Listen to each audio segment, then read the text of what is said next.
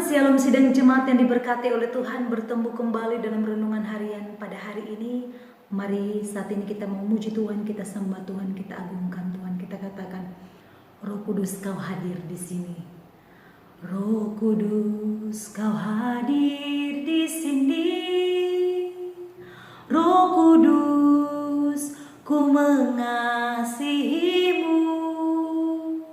Kau lembut, kau manis, kaulah penghiburku, penolongku, diutus Bapakku.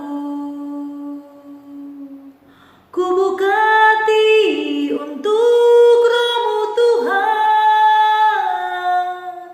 ku buka hati menyembah-Mu Yesus.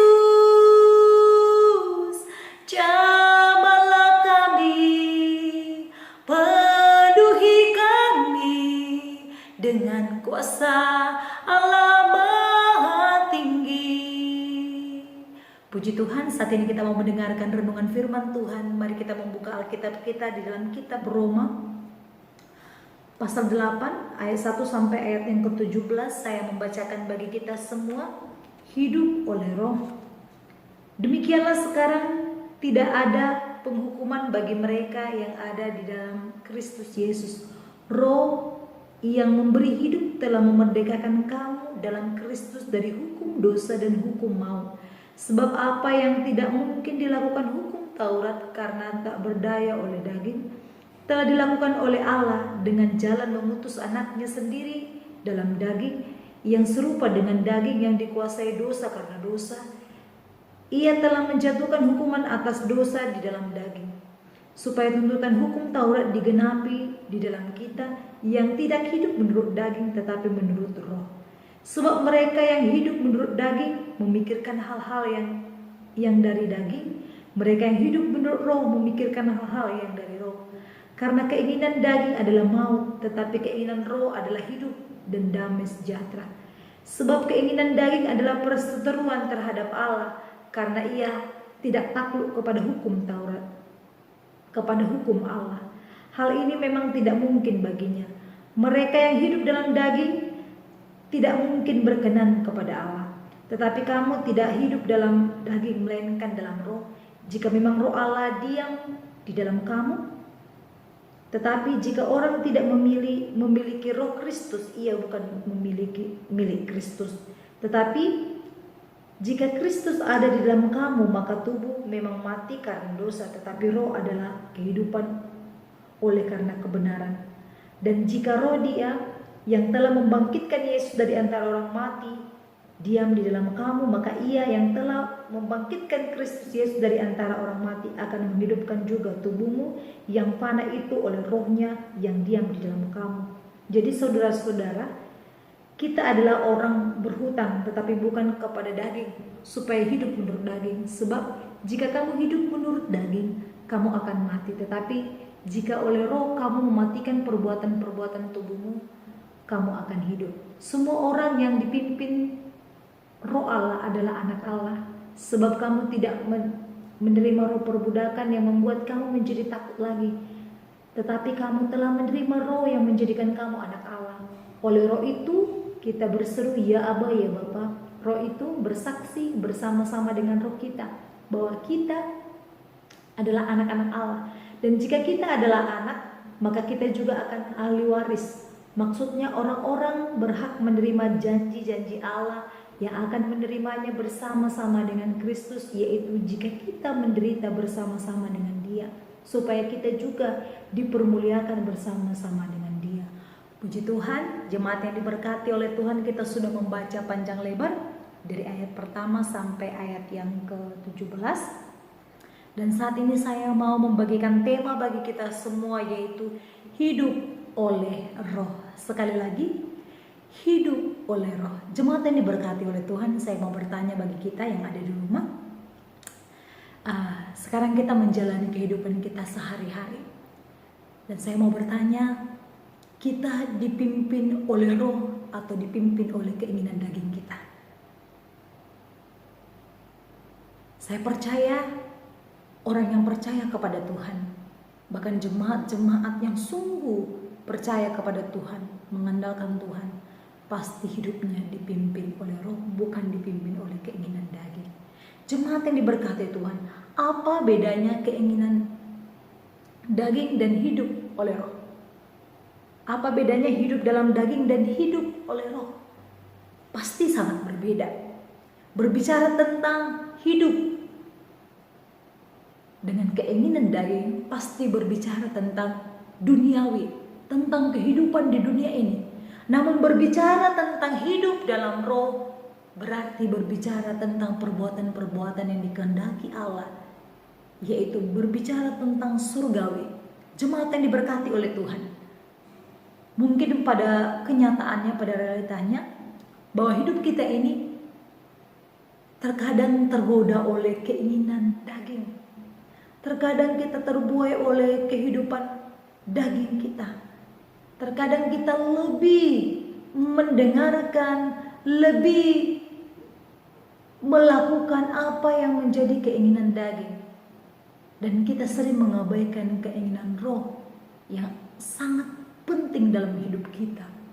Jemaat yang diberkati oleh Tuhan, dikatakan di ayat 6, karena keinginan daging adalah maut, tetapi keinginan Roh adalah hidup dan damai sejahtera. Dikatakan keinginan daging adalah maut. Dunia ini adalah dunia yang dimana orang sangat suka dengan kehidupan dunia. Orang-orang yang tidak mengenal Tuhan, orang-orang yang hidup di dalam dosa itu senang tinggal di dalam dunia. Karena dunia bukan kehidupan yang kekal. Dunia ini hanya tempat sementara. Dunia ini tidak bisa menjamin kita masuk ke surga. Jemaat yang diberkati oleh Tuhan, karena keinginan daging adalah maut.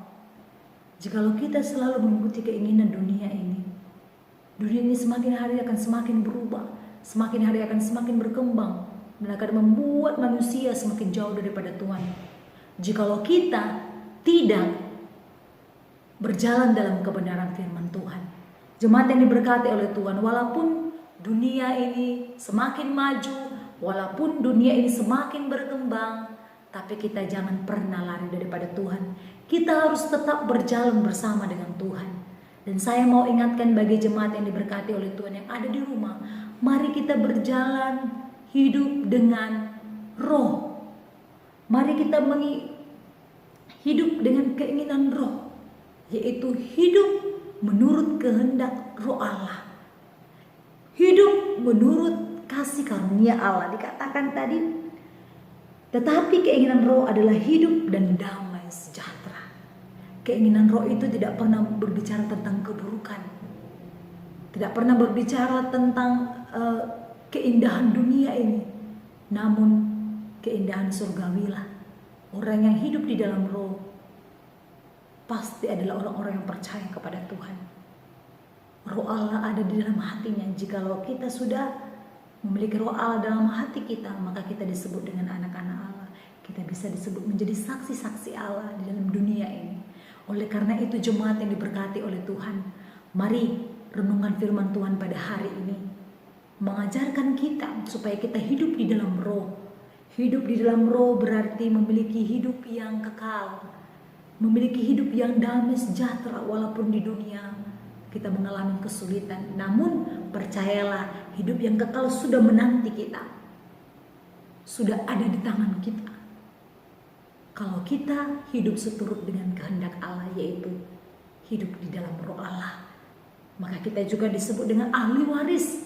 Kita disebut dengan orang yang memegang kunci kerajaan surga. Kita sudah mendapatkan tiket untuk menuju surga dengan kita percaya kepada Tuhan, mengakui Dia sebagai juru selamat. Oleh karena itu, jemaat yang diberkati oleh Tuhan, renungan firman Tuhan saya percaya kita diberkati. Mari kita berdoa. Terima kasih Bapa yang baik, Bapa dalam surga, kami bersyukur kepadamu Tuhan. Buat hari ini kami sudah mendengarkan firman Tuhan yang sungguh luar biasa, memberkati kami supaya kami hidup di dalam Roh. Terima kasih Tuhan, mengerjakan firman-Mu, dalam nama Yesus kami sudah berdoa. Haleluya. Amin. Shalom, Tuhan Yesus memberkati. Rohku hadir di sini. Roh Kudus, ku mengasihimu. Kau lembut, kau manis, kaulah penghiburku, penolongku, diutus Bapakku. Roh Kudus, kau hadir di sini. Roh Kudus, ku mengasihimu. Kau lembut, kau manis, kaulah penghiburku, penolongku, diutus Bapakku. Ku buka hati untuk Roh-Mu Tuhan. Ku buka hati menyembah-Mu Yesus. Jamahlah kami, penuhi kami dengan kuasa Allah Maha Tinggi. Ku buka hati untuk Roh-Mu Tuhan. Ku buka hati menyembah-Mu Yesus. Jamahlah kami, penuhi kami dengan kuasa Allah Maha Tinggi.